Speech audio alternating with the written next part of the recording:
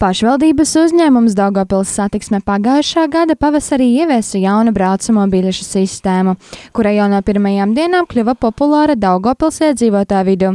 Bet kas tajā ir īpašs? Tās priekšrocība ir tāda, ka tā tika izstrādāta dažādām pilsētas iedzīvotāju grupām.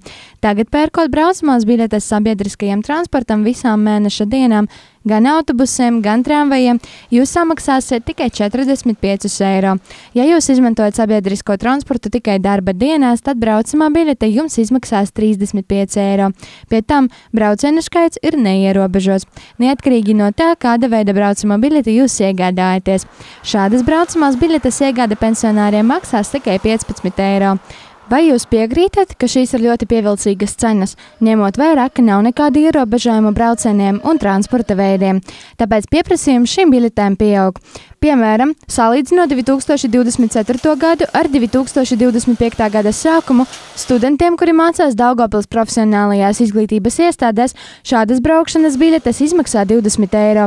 Statistika rāda, ka pieprasījums pēc šī pakalpojuma pieauga gandrīz par 47%.